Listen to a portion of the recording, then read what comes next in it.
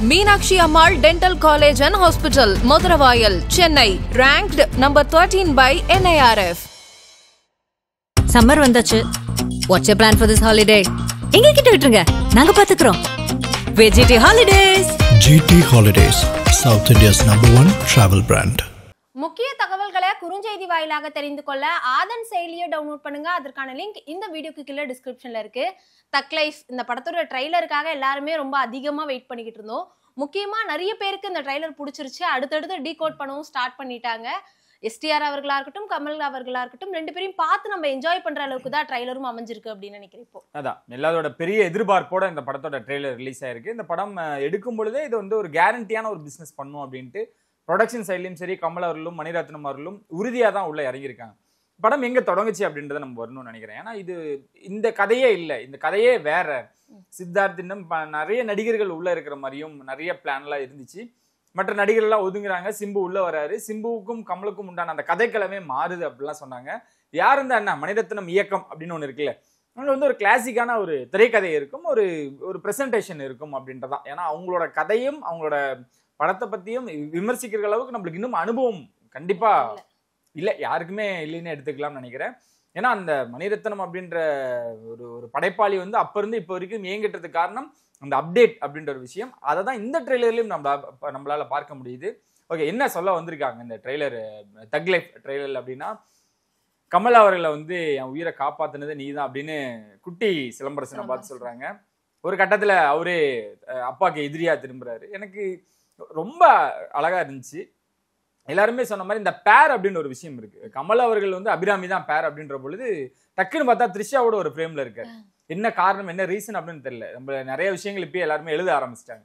இங்கதான் இதனாலதான் சிலம்பரசன் அவர்களுக்கும் வந்து பழி வாங்குறாரு அப்படின்லாம்.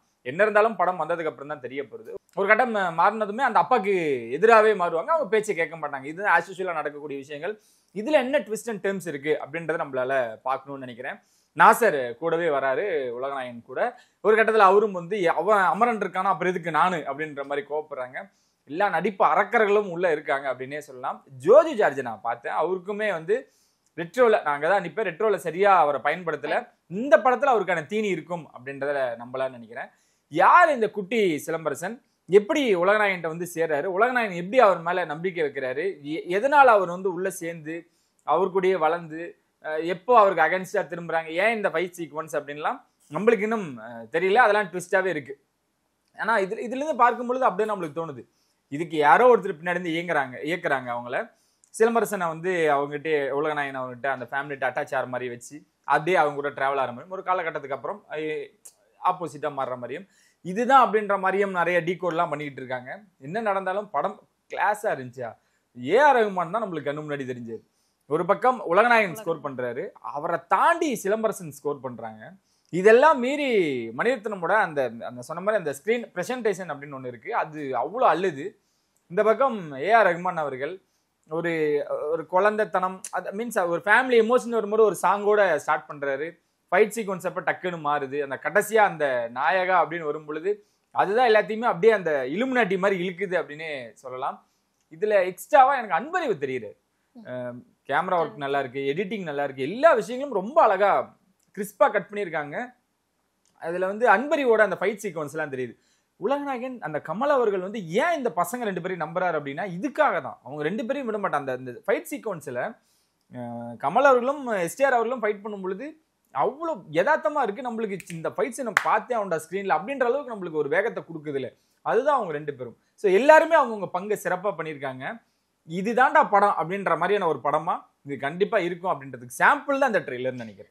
எஸ்டிஆர் அவர்களே வந்து மேடையில பேசும்போது சொல்லியிருப்பாரு, கமல் அவர்கள் இந்த படத்துல எனக்காக நிறைய ஸ்கிரீன் கொடுத்திருக்காரு, ஸ்பேஸ் கொடுத்திருக்காரு, நான் ரொம்ப நல்லா நடிச்சிருக்கேன் நானே நினைக்கிறேன்னு அவருமே பேசியிருப்பாரு. முக்கியமா அவரோட அந்த லாங் ஹேர்ல எல்லாரும் முன்னாடி நின்று பேசும்போது அந்த ஷாட்ல கூட நல்லா இருந்தது. எஸ்டிஆர் அவர்களும் நம்ம எல்லாருமே வந்து டிஃப்ரெண்டான ஜானர்ஸ்ல டிஃப்ரெண்டா பார்த்திருப்போம். ஆனா இந்த படத்துல இன்னும் ரொம்ப டிஃப்ரெண்டா பார்க்க போறோம்னு நினைக்கிறேன். அது பயங்கரமா இருக்காருங்க. எஸ்டிஆர் பத்தி பேசணும்னா இந்த கட்சியில எனக்கு ரொம்ப பிடிச்சது வந்து உலகநாயகனோட தோற்றமும் ஆரம்பத்துல இருந்தது எப்படி இருந்தது, அப்புறம் வயசான பொழுது நடுவுல அபிராமியோட பழைய விரும்மாண்டிலாம் வந்துட்டு எல்லாம் போனாங்க. அதெல்லாம் பார்க்கும் பொழுது ஒரு மாதிரி பயங்கரமாவே இருந்துச்சு. உலகநாயகன் கெட்ட தாண்டி இந்த மனுஷன் அவ்வளவு பெரிய ஒரு ஜாம்பான் கூட மோதுறாரு.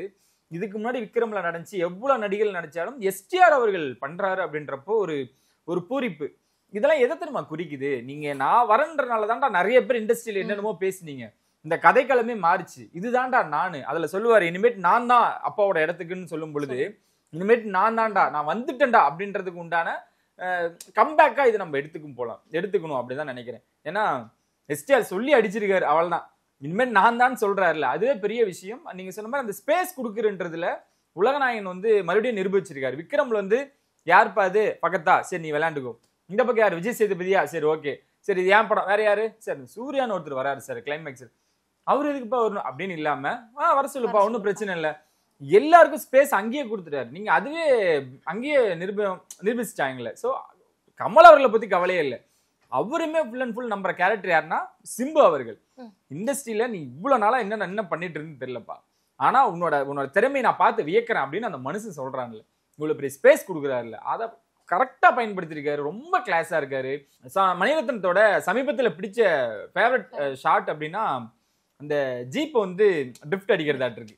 அததான் செக்கச்சவந்த வானத்திலையும் பார்த்தோம். இதெல்லாம் தொடர்ந்து பார்க்கும் பொழுது அது சிலம்பரசன் இருக்காருன்ற பொழுது இன்னும் ரொம்ப சந்தோஷமா இருக்கு. அந்த லவ் தெரியுது, கமல் அவர் மேல வச்ச நம்பிக்கை, மணிரத்னம் சிலம்பரசன் மேல வச்ச நம்பிக்கை. சிலம்பரசன் இத்தனை வருஷமா என்கிட்ட எது இல்லைன்னு நீங்க நினைச்சீங்களே, என்கிட்ட இங்க நிறைய விமர்சனங்கள் வந்துச்சு இல்ல, டே இதுதான்டா நான் என்ன இப்படி பயன்படுத்துங்கடா அப்படின்னு அப்படியே தூக்கி கொடுத்துருக்காரு. ஃபேன்ஸுக்கும் சினிமாக்கும் ரெண்டு அரக்கர்கள் சேர்ந்து நடிச்சிருக்காங்க அப்படின்னே இதை நம்ம அப்படிதான் பார்க்கணும்னு நினைக்கிறேன். இந்த படத்துல நிறைய கேஸ்ட் அண்ட் க்ரூஸ் இருக்காங்க. முக்கியமா வந்து வடிவுக்கரசி அம்மாவை நம்ம யாருமே வந்து கரெக்டா பார்க்கல. ஆனா இப்போ இந்த ட்ரைலர்ல வந்து நம்ம த்ரிஷா மேம் பக்கத்துல இந்த சுடிதார்லாம் போட்டுக்கிட்டு ஒரு அசிஸ்டன்ட் மாதிரி வந்து இருக்காங்க. வடிவுக்கரசி அம்மா அப்பையில இருந்து இப்போ வரைக்கும் ஒரு பெரிய உச்சத்துல தான் இருக்காங்க. எந்த கேரக்டர் கொடுத்தாலும் அந்த கேரக்டராவே மாறி நடிப்பாங்க. அவங்களும் இந்த ட்ரைலர்ல பார்க்கும்போது எனக்கு புதுசா இருந்தது, என்னடா இப்படி ஒரு ரோலா, அதுல இவங்க என்ன ஸ்பெஷலா நடிக்க போறாங்க அப்படிங்கிற ஒரு எதிர்பார்ப்புமே இந்த இடத்துல கிரியேட் ஆயிருக்கு. இப்போ நீங்க வடிவுக்கரசி அவங்கள மட்டும் தான் பாத்திருக்கீங்க, இன்னும் நிறைய டீகோட் பண்ணக்கூடிய விஷயங்கள் இருந்துகிட்டே இருக்கு. அசோக் செல்வன் நடிச்சிருக்காரு, அவரோட கெட்டப்லாம் பார்க்கும் பொழுதா இருக்கட்டும், ஏதோ ஒண்ணு இருக்குங்க, அதை ரிவீல் பண்ணல. நம்மளாம் நினைக்கிறோம் இந்த மாதிரி சின்ன வயசுல இருந்து கமல் வந்து சிம்பு எடுத்து வளர்க்குறாரு, அவரு ரொம்ப அன்பா வளர்க்குறாரு, அதுக்கப்புறம் அவரோட ரெட்ரோ கதையை தான் சொல்லுவாங்கன்னு நினைக்கிறேன். பையனை வளர்க்குறாரு, பையன் வளர்ந்துட்டு என்ன பண்றாங்கன்னா அந்த தொழிலெல்லாம் கத்துக்கிட்டு அப்பாவுக்கு எதிராகவே திரும்புறாரு. இப்படிதான் இருந்துச்சு. ஏன்னா சிலம்பரசன் குட்டி பையனா வராரு கமல்கிட்ட, கமல் தொழில் கத்துக் கொடுக்குறாரு, அந்த தொழில வந்து இனிமேட்டு அமரன் தான், இனிமேட்டு எல்லாம் இவன் தான் அப்படின்றாங்க. அப்புறமேட்டு சிலம்பரசன் எதிர்த்து இனிமேட்டு நான் தான் இங்க அப்படின்னு சொல்றாரு. ஒரு கட்டத்துல ரெண்டு பேத்துக்கும் சண்டை வருது, பிரியிறாங்க, யாருக்கு யார் பழி வாங்குறது, இந்த மாதிரி ஏமாற்றங்கள், நம்பிக்கை துரோகம் இதெல்லாம் இருக்க போகுது அப்படின்னா இது எதுவுமே கிடையாதா, படத்துல வந்து பாருங்கடா வேற கதை அப்படின்னு கொடுக்கக்கூடியவர் தான் மணிரத்னம். ஏன்னா ட்ரெய்லர்ல இவ்வளவு விஷயங்கள் பார்த்து இன்னும் கீழே நிறைய கமெண்ட்ஸ் எழுத ஆரம்பிச்சிட்டாங்க, இதெல்லாம் இருக்கு அதெல்லாம் இருக்குன்னு. அப்படி ஒண்ணுமே கிடையாது. படத்துக்கு போனா அங்க ஒண்ணு இருக்கும், அதுதான் மணிரத்னம் அவர்கள். ஸோ நிறைய விஷயங்கள் இருக்கு. எனக்கு நாயகன் தேவர் மகன் ரெண்டையும் கம்பேர் பண்றேன். ஸோ ரெண்டுமே இருந்தா நல்லது தானே. எனக்கு நாயகன்ல வந்து இன்ன வரைக்கும் அந்த இசையை போட்டு கமலோட அந்த ஒரு வாக்கு ஒன்று இருக்கும், அது நீங்க எத்தனை பாட்டு எடுத்தாலும் நாங்க ரசிச்சுட்டே இருப்போம். அது நீங்க இந்தியன் 2ல வந்து நிறைய விமர்சனம் வந்தாலுமே கூட நாயகனுக்கு வந்து எப்போ இருந்தாலும் ஒரு ஆடியன்ஸ் இருக்காங்க, அந்த டைட்டிலுக்கே ஒரு ஆடியன்ஸ் இருக்காங்க. அதையும் தேவர் மகனோடையும் கம்பேர் பண்றாங்கல்ல, ரெண்டு இருந்துச்சா பிளாஸ்ட் தாங்க, இதுக்கு மேல என்ன வேணும். ஏன்னா தேவர் மகன்லயும் வந்து அப்பா பையனுக்கு உண்டான ஒரு எப்படி சொல்றது, ஒரு வெறி கொண்ட ஒரு பாசம் ஒன்று இருக்கும். இந்த பக்கமும் அப்படிதான். நாயகன்லயும் வந்து உங்களுக்கு தெரியும், கடைசியா அந்த பையன் பேசுற டயலாக் எல்லாம் அவ்வளோ அல்டிமேட்டா இருக்கும். அந்த மாதிரி பாக்குறதா இல்ல தேவர்மன் நீங்க எப்படியும் பார்க்காதீங்கடா, நீங்க தியேட்டர்ல வந்து இந்த படத்தை பாருங்க. ஏன் தக் லைஃப், அந்த மனுஷன் வயசாயும் அந்த கெட்டப் அந்த துணியை விரிச்சு போட்டு கடைசியா ஒன்று நிக்கிறாருல்ல, இதுக்கு மேல அந்த சிங்கத்துக்கு என்ன வேணும் அப்படின்னு ஒண்ணு இருக்குல்ல, அதுக்கு ஈடு இணை குறையாம சிலம்பரசனை வச்சிருக்காங்க. ரெண்டையும் வச்சு அந்த தராசுல வச்சா ரெண்டு ஈக்குவலா நிக்கணும் அப்படிம்பாங்க. எந்த ஒரு கதாபாத்திரமா இருக்கட்டும் யாரா இருக்கட்டும் அப்படி ரெண்டுமே நின்று பேசுது. ரெண்டுமே வந்து பயங்கரமா வேட்டையாட போகுது. அது சம்பவம் பண்ண போகுது. நீங்க பாருங்க. அபிராமி த்ரிஷா, அபிராமியை வந்து இப்ப சமீபத்தில் நான் இப்ப வரும்பொழுது நண்பர் ஒருத்தர் அப்படியே கிராஸ் பண்றாரு, அப்படியே கிராஸ் பண்ற நண்பர் பேசிட்டு இருக்காரு, பாத்தீங்களா கமல் அவர்கள் வந்து இந்த சீனுக்காக தான் அபிராமி வந்து விரும்மாண்டிலே தன்னோட நடிப்பை நிரூபிச்சவங்க. ஏன்னா அந்த கெமிஸ்ட்ரியை வந்து அடுத்தடுத்த படங்கள்ல பார்க்கணும் நிறைய பேர் ஏக்கப்பட்டவங்க. அது இங்க நடந்திருக்கு அப்படின்றப்போ அது வேற மாதிரி கல்ட்டா இருக்கும். அதெல்லாம் நீங்க யோசிக்கவே வேணாம். ஏன்னா எனக்கு தெரிஞ்சு நாயகன் நினைக்கிறேன். அப்ப சரண்யா மேம் வந்து அந்த வீட்டுல ஹவுஸ் ஒய்ஃபா நடிச்சிருப்பாங்கல்ல, சரண்யாவை தவிர வேற யாரும் பண்ணிருக்க முடியாது. அந்த அபிராமி அவர்களும் உலகநாயகன் அவர்களும் மீண்டும் சேர்றாங்க அப்படின்றப்போ அந்த ஒரு பிளாஸ்டான ஒரு கெமிஸ்ட்ரி மீண்டும் பேசப்படும். அதுக்காக தான் எல்லாரும் வெயிட் பண்றாங்க. அப்படின்னா த்ரிஷா அவர்கள் தான் இன்னும் நம்மளுக்கு தெளிவா தெரியல எதுக்காக அடம் அப்படின்லாம் பார்க்கும் பொழுது எதனால அப்படின்னு இன்டர்வியூல தெரியல. இன்னும் நிறைய எங்க லக்ஷ்மி நடிச்சிருக்காங்க, அவங்க ஆல்ரெடி மாமன்ல தரமா இருக்காங்க.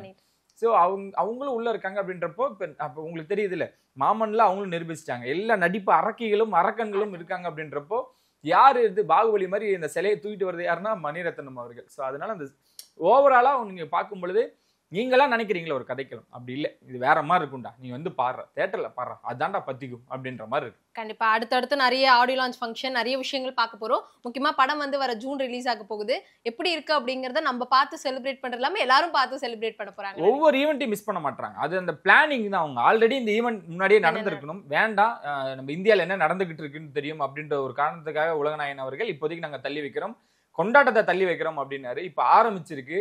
இன்னைக்கு ட்ரெய்லர் பெருசா எதிர்பார்ப்பு இல்ல, என்ன நடந்துற போகுது அப்படின்னு சொன்னாங்க.